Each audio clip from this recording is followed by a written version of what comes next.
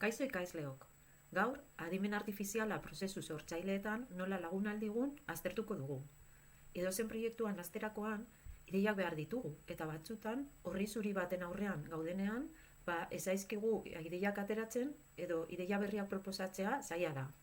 Adimen artifizialeko tresnak laguntza handia izan aldira fase honetan. Argi, utzi behar dugu dena den, tresna hauek ez direla gure sormena ordezkatzeko, baizik eta gure pentsamendu prozesuak aberazteko eta edo ikuspegi berriak irekitzeko. Bideo honetan ikusiko ditugu halako gaiak. Bat, nola idatzi adierazpen zehatzak ideiak sortzeko. Bi, nola erabili tresna desberdinak emaitza aberatsagoak lortzeko. Eta azkenik, nola ebaluatu adimen artifiziala proposatutako ideiak. Teknika hauek edozein proiektutan aplikatu daitezke. Dena den, nola informatikako zikloko ikasleak zarete, adibide gisa aukeratu dugu Machine Learning proiektu baterako kasuen erabilera, kasu berritzaileak nola sortu ikusteko. Beraz, az gaitezen adimen artifiziala gure sormen laguntzailea bihurtzen. Goazen ba. Adimen artifizialarekin elkar lanean egiteko gure galderak edo jarraibideak nola formulatzen ditugun funtsezkoa da. Prompt honen emaitzak onak ematen dituzte. Horretarako, hemen dauzkazue teknika batzuk. Lehenengoa, +W edo +H teknika erabiltzea. Hauek izena ingelesetik dator, bale? Eta teknika honetan zer esan behar diogu adimen artifizialari gure promptaren bitartez. Nor, zer, non, noiz, zergatik eta nola. Nork erabiliko duen soluzioa, zer arazo konponduko nahi dugun, non, eman behar diogu testu ingurune bat, noiz, zen denbora mugatan, zergaitik, zer zein den helburua edo balioa, eta azkenik nola. Zein baliabide edo muga ditugu. Bigarren teknika. Mugatu behar ditugu gure promptak, eta murrizketak zehaztu behar ditugu. Zergaitik, mugagabeko galderak erantzun generikoak sortzen dituztelako. Adibidez, osasun lehenengo prompta. Osasun arloan Machine Learning aplikazioak. Hau prompt mugaturik gabeko prompt da, generikoa da. Nola aldugu prompt hori mugatu? Ospitaleetan pazienteen zaintza hobetzeko Machine Learning aplikazioak kamera edo sentsoreen beharri gabe. Horrela, mugatu edo zehaztu dugu gure prompta. Joango gara ChatGPT-ra eta ikusiko ditugu ezberdintasunak. Zehaztu eta ez zehaztu gabeko arteko ezberdintasunak. Botatzen diogu lehenengo prompta, zehaztu gabe, eta osasun arloan Machine Learning aplikazioak. Eta ematen dizkit hainbat aplikazio. Diagnostikorako, medikuntza, epidemien aurreikuspuntua, ospitalen kudeaketa, eta bar. Eman dizkigu 6, adibide. Eta orain, botako diogu beste prompt bat, orain zehaztuko dugu prompt berdina. Eta esango diogu, ospitaleetan pazienteen zaintza hobetzeko Machine Learning aplikazioak, baina kamera edo sentsoren beharri gabe. Ze ezberdintasun ikusten dugun bi prompt horien arteko ChatGPT eman digun erantzunen artean. Lehenengo erantzunean dena oso orokorra da. Eman dizkigu sei erantzun edo sei aplikazio mota, baina dira oso orokorrak. Machine Learning eta bakarrik orokorrean medikuntzarekin erlazionatutako arazoak.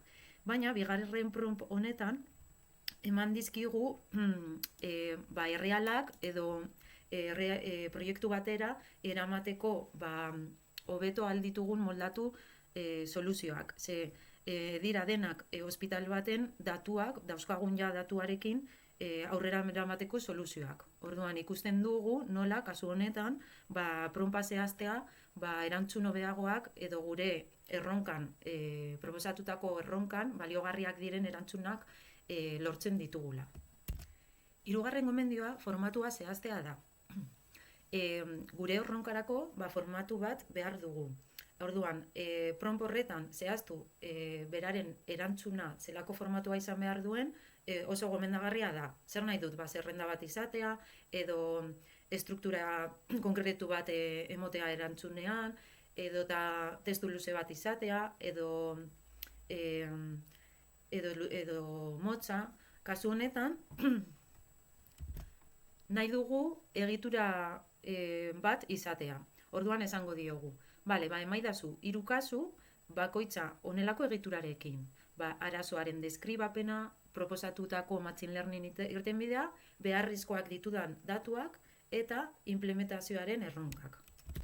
Joango gara ChatGPT-ra berriro, ze berak eman dizkidan erantzunak, estruktura berak aukeratu dutako estruktura bat dute, baina nik emango diot zein izango den estruktura bat. Gure estruktura. Bale, botatzen diot prompta nire estrukturarekin eta halako erantzuna ematen dit.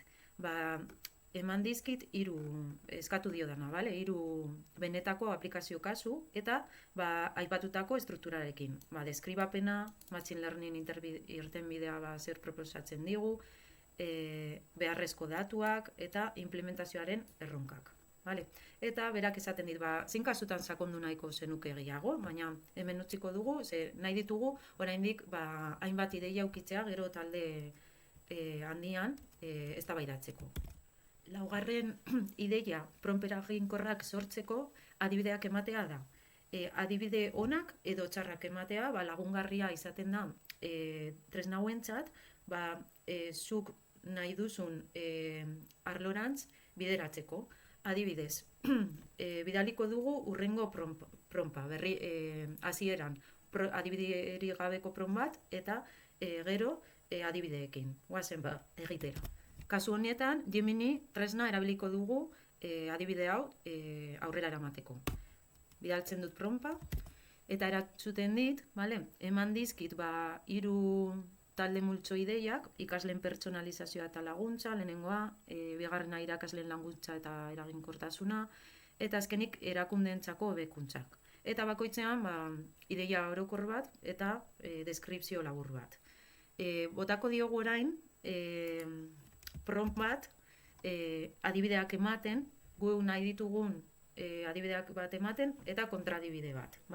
Orduan esaten diogu sortu machine learning aplikazio berritzaileak hezkuntza arloan ikasleen ikasketa pertsonalizatzeko. Hemen ere esaten diot zer ikasleen ikasketan zentratuko naizela, ez? Orduan erakundeen hobekuntzak eta hori guztia kanpoan geldituko da.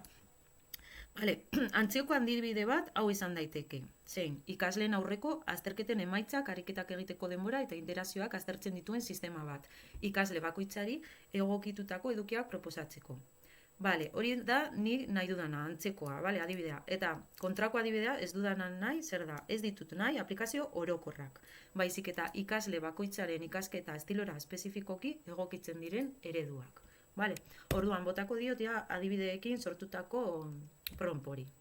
Eta erantzunarekin ikusten dugu ezberdintasun handia dagoela. Ze orain, proposatu dizkit lau proiektu, baina ikusten zenolako deskribapen zehatza eman dit. Ikasketa estiloen detekzio dinamikoa eta eduki adaptatiboa lehenengoa. Eta ematen dit, oinarria, machine learning eredua eta aplikazioa. Eta ikusten azten da. Ikasle bizualentzat zer egin behar du, ze adaptazioak egingo dituen infografiak, diagramak, audio azalpenak, podcast, simulazio interaktiboak. Hemen ikusten dugu askoz erantzun zehatzagoa eta landuagoa eman didala. Eta hori izan da, nire promptan nik zehaztasunak eman dizkio dalako. Zer ikasi dugu beraz adibide hau guztian zehar? Prompt bat bidaltzerakoan adimen artifizialako tresna bateri lehen erantzuna ez dela izango zuzena edo behar duguna. Orduan, hau iterazio eta afindutako prozesu bat dela.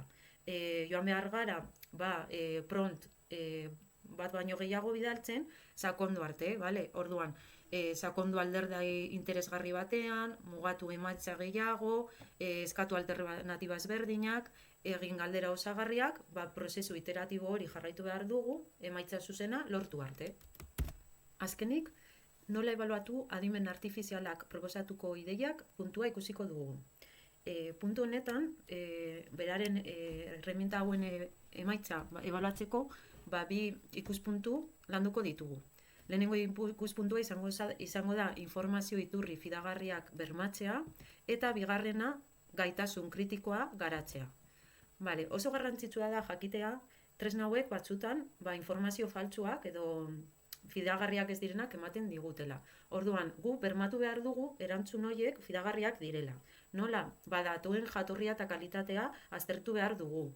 Begiratu behar dugu evidentzia zientifikoak edo teknikoak dauden ala ez. Adibide edo kasu errealak dauden ala ez begiratu behar ditugu. Oso garrantzitsua aztertu behar dugu ea informazioa eguneratuta dagoen ala ez. Modelo batzuk ez daude eguneratuta beraien informazioekin, eta orduan erantzunak igual ja ez daude eguneratutak. Eta beti kontutan eduki behar ditugu adituen ikuspuntuak. Gaitasun kritikoaren aldetik. Ezin dugu dena tresna hauen esku utzi. Hau da, eta sinestu edo pentsatu gai dena ondo joango dela adimen artifizialak esan duelako. Orduan, adibidez, hemen proposatu ditugun proiektu hauetan begiratu behar dugu ea teknikoki bideragarriak diren ala ez. Datuak eskuratu alditut, adibidez, proposatutako proiektu hauetan landu behar dugu datu kantitate handi batekin. Hori nonbait daude datu horiek ala ez. Igual proposatzen ari digun proiektua ez da bideragarria. Ezin izango dut aurrera eraman. Gero, arazoen konplexutasuna. Batzutan, adimen artifiziala simplifikatzen du arazoa. Orduan, aztertu behar dut egokia den ez duen simplifikatu. Baliabide eskakizunak. Izango ditugu baliabide nahiko proiektu horrekin aurrera egiteko?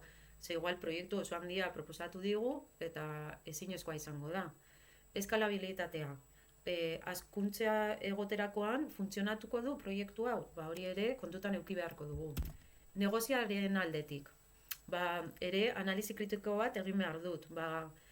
Benetan arazo hau garrantzitsua da, proposatuko dudan soluzio teknikoan zerbaiterako balioko du, inpaktu potentzial bat izango du, ala ez. Kostuen eta onuren arteko relazioa, inbertsioa justifikatzen du, eta azkenean, merkatua eskatzen du, bezeroak egongo dira, halako proiektu bat aurrera eramaten badut. Horretarako, gure kasuan, zer proposatzen dugu? Talde handian, eztabaida eta ebidentzien kontrastea egitea. Zer egingo dugu?